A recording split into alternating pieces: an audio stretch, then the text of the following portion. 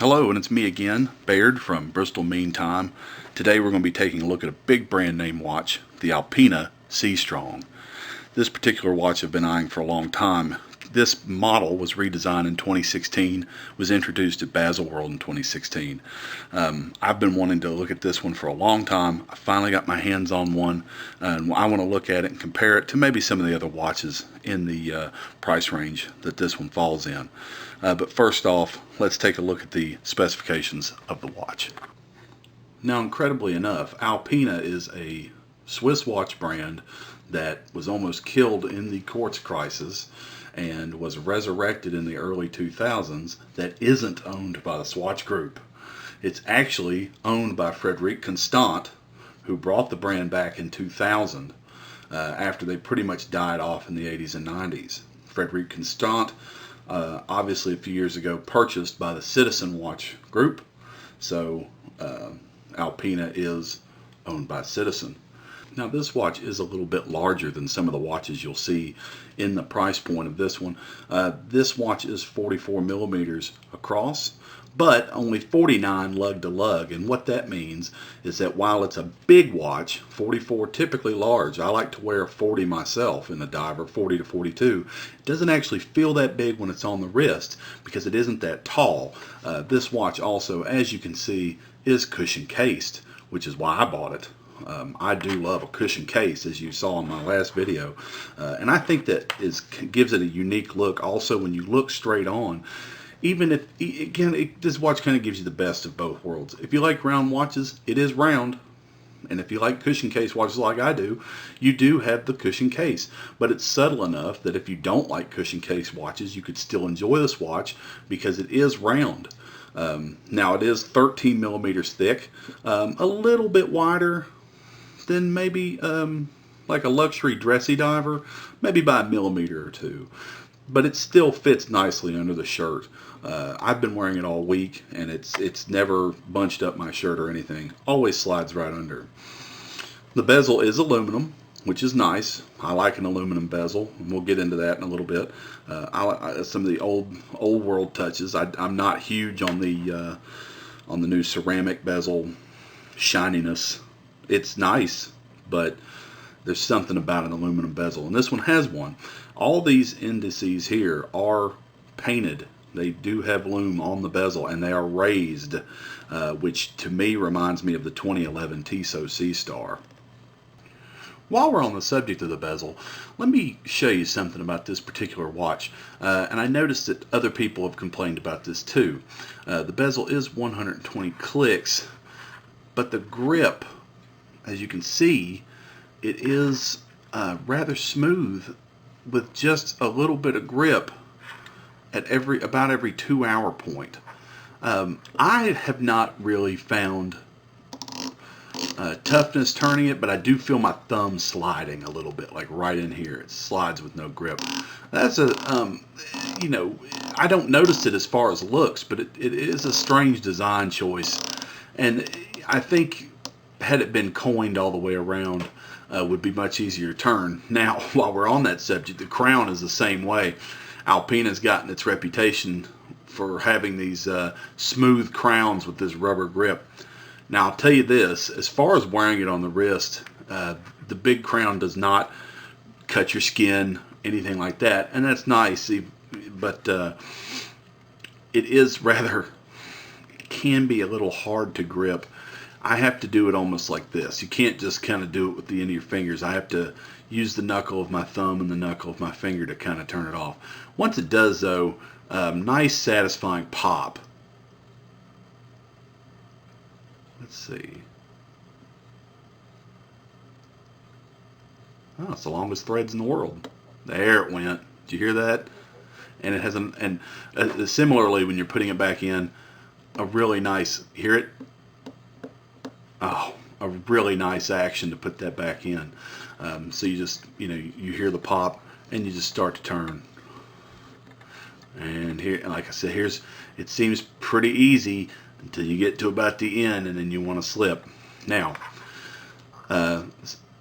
the crown is signed, as is the dial, and just about everything else on the watch. And we'll show you that as well. But those are strange design choices as far as grip's concerned. I don't feel like this rubber, especially for my fingers, really makes anything all that much easier. I don't really feel like I'm gripping it. I feel like I'm really putting pressure on the end here to try to get it to turn. I don't really feel like I'm actually gripping the rubber. So that's, like I said, that's a strange design flaw. One thing about this that I really like, though, the crystal on it is the sapphire crystal. It is flat. There's no curvature to it. Does have AR coating, as you can see.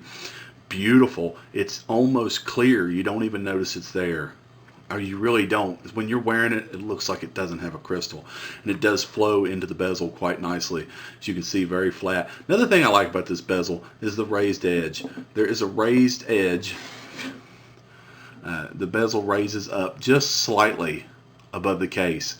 Now, that's a vintage touch, and I like that a lot. As you can see, the case does have another dimension to it here, which is there. I don't really notice it. When I'm wearing it, I don't notice it. Kind of matches the crown guards on this side. Again, I don't really notice those, but that's basically the case design in a nutshell. Also, very, very nice brushing, beautiful polishing. It's a little flashy, but still doesn't feel very dressy. Still feels very much like a sport watch, like a diver, like a tool watch almost, even though I think it's almost too nice to be a tool watch. But it does, it is very nice for what it is, absolutely. The dial is obviously a flat black. It's very, very smooth, very nicely done. The indices are applied. There is lume on each marker and on the hands. It's Super Luminova. It is not Seiko Bright. I don't know why a Swiss watch at this price point can't have lume as bright as a Seiko. You'll hear me complain about that in a lot of my reviews. Your $200 or less SKX 007 absolutely looks like somebody dropped a nuclear bomb in your house, whereas this is not as bright, but it does last a long time. I did charge it up in a dark bedroom recently, and when I woke up in the morning, you could still see it. Now, if your eyes were adjusted to the light, maybe not, but if they're adjusted to the dark, you could still see it 8 hours later. Now the hands are partially skeletonized. They are sword hands, nice and fatter than the previous model, which I thought had little tiny twig hands on a big case, and it made it look kind of unproportional, but these are much better. Fat sword hands, partially skeletonized. So I do like the hand upgrade. Obviously, the Alpina signed second hand. The white is not loomed on the second hand. It is kind of like a Seiko, which this dial gets a lot of comparisons to. You do have your date at 3 o'clock. It is a black field on the date wheel, which I like a lot. I really think it's just very simple, tasteful. If you're like me, that's what you're looking for. I don't want a lot of stuff on here. I think this is a very nice dial. The logo fills the top very nicely. It's very nice print. So it, to me, is a very good example of what I think a dial should be. Now, one thing it doesn't have the name Seastrong on the dial. I do like watches with names on them. I like to see the names. This one does not have a name on the dial. But, you win some, you lose some. Again, Alpina is written pretty much everywhere on the watch, on the back of the strap, on the case back, on the rotor itself. The rotor is something I actually love about this, and maybe I'm just a sucker for advertising, but the rotor obviously has that notch cut out of it. It looks really cool, though. I mean, it's just, it's not your typical gold rotor, or, if you're owning Seikos, regular steel rotors that don't have any decoration whatsoever. It does give it a nice look. Of course, your information is nicely engraved around the back, since it is see-through and you don't have a case back. And I like case backs. I like modern case back designs. But that is very pretty to look at, in my opinion. I like the design of the rotor a lot. Now, inside is the AL525, which is really just a Sellita SW200. make no bones about it, a lot of the Alpina calibers are in-house. This is not one of them, and I see some confusion about that online, but this is not an in-house caliber. It is a Sellita SW200, but it runs, you know, it's a workhorse, runs great. It's ETA based, obviously, and just like everybody else's stuff, I mean, it's you know, everybody in this price point is going to have a movement like this. So that's, you know, it's not out of the ordinary, but it is very nicely done, and I like it a lot. The strap is rubber on this model. It is comfortable. It's pliable. It does have 2 floating keepers on it, and it does taper, so that's always nice. 22 at the top, goes to a 20. Always like a taper. I think it makes the watch look dressier. I don't like the watches that are 22 all the way around. That gives it a fat look. The watch being so big, the 22 is nicely sized. It's not too wide, not too skinny. I think it's a perfect size for this watch in terms of looks. The strap has almost a carbon fiber look on it, with rally style holes. To be honest with you, that's all I could think of when I saw it. Is it looks like a rally strap for a chronograph almost, more than it does to a diver. Does taper again, like I said, 22 to 20, with, unbelievable enough, a signed buckle. Can't believe it. Now, like I said, the watch does have the 2 floating keepers. I would like one of them to have been set, because I notice if you wear your watch a little looser during the day, they will both slide off. Now, I'm kind of between sizes on this watch. If I go to this hole, it's so loose that it likes to try to flip over my wrist. And this one is pretty tight, as you can see. So sometimes I don't like that. I don't like the way watches wear like that, but it is very comfortable, and I almost don't notice it. Again, though, if you have to wear it tight, big watch, big crown, it's going into that hand. So, you know, it may be uncomfortable for you. Again, the crown is not knurled or grooved or anything like that, so it doesn't cut into you. I don't believe, like I said, I've been wearing it all week. I don't feel like I have any place here, but I have noticed sometimes that it does feel like it wants to pinch my hand a little bit if I'm doing that. So I guess my final thoughts on this, I believe it's a very nice watch. I think it's a great purchase. So let's get into the gist of things. This watch currently sells for, on the Alpina website, $1,395. You can get it from Genamon watches out of California for right at $1,000. So that you know, that kind of puts it in a certain price range with many of the Swatch competitors. And a lot of people I've seen think it looks too much like a Seiko to command that kind of price. It is a little bit plainer than some of the watches I think we're used to from Swatch. But to me, I like that. It doesn't bother me. I mean, some people say they look at it and don't have a wow factor, but to me, I've worn the watch for the week and I can't take it off. I like this watch quite a bit. I think it's a good size. My wrist is 7.5 inches. I think it looks good. It has elements of, you know, sport, obviously, vintage, new. I think they've done a really good job with this watch, and it feels and looks substantial. The finish is really nice on this piece, and I could, you know, just to kind of give you an idea, I think I spoke last week about the Mercer watch and the brushing. This watch doesn't have that problem. All the brushing on this watch is just beautiful. The crystal with the AR coating, the fact that it's nearly invisible on that beautiful flat black dial, to me it's really nice. Now, would I feel the same if you had the blue or the black bezel? I don't know. I really like the maroon bezel. I bought this on a whim. I didn't want the maroon. But after now owning it for a week, I really like it. I really think it goes with more than what you would think it would go with as far as your wardrobe, and it's gotten a lot of attention.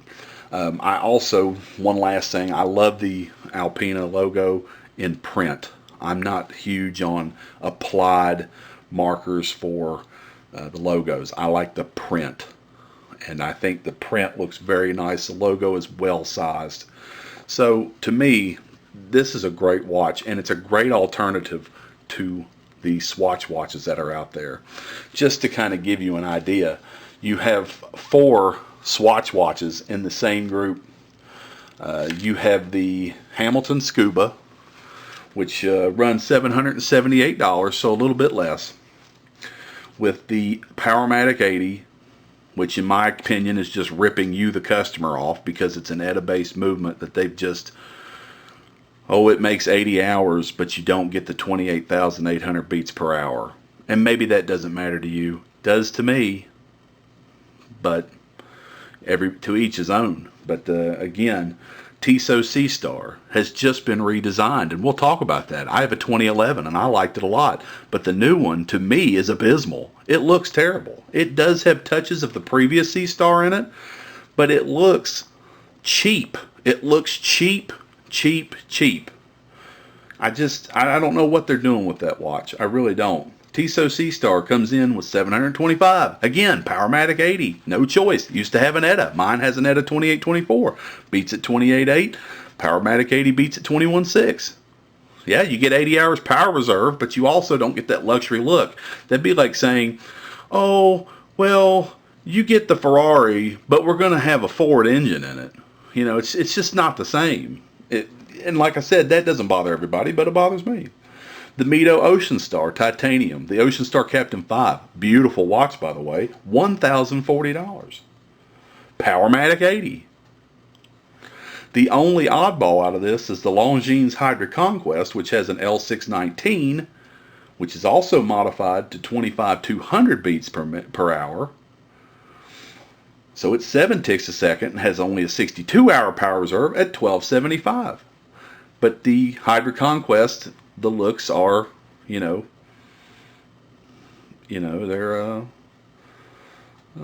what's the word I'm looking for? It's an acquired taste. Let's put it that way. It's an acquired taste. It's very sharp. Everything's very long on it. And in my opinion, I would rather have this. And I think you get some things out of this that you don't get with the Swatch Group. And I like that. So I hope that you guys have liked my little review on the Alpina Seastrong. I'm sure there's 50,000 of them on the web, but I wanted to do it since this is the first watch I bought in 2019. They also come in black and blue. They have a version that has the black bezel, or gray bezel as they call it, with the vintage old radium style paint, which looks real nice, but it comes on a green strap, so But anyway, I hope you've enjoyed this, and we'll have lots more to talk about as time goes on. But anyway, if I can say one thing, it's I think you should check this brand out. It's been around a long time. I know the new version isn't the old company, but I think they make some really nice watches at some really good price points, and they don't have a collection that's gigantic and has 47 versions of the same watch. Get it on multiple straps. It's just, they have a nice collection. They have their adventure watches and their pilot's watches and chronographs and diving watches. It's just a very simple collection. Definitely worth checking out. But if you have one of these, let me know. I like reading comments about that stuff. See what you guys think about it. If there's anything that you might want to see in the future, I'd love to talk about it. I am based in beautiful Bristol, Tennessee. That's why I call it Bristol Meantime. But I love to talk about watches. We can do it all day long. But I hope you've enjoyed this. Until next time, I'm Baird Brown. You've been great. Thanks a lot.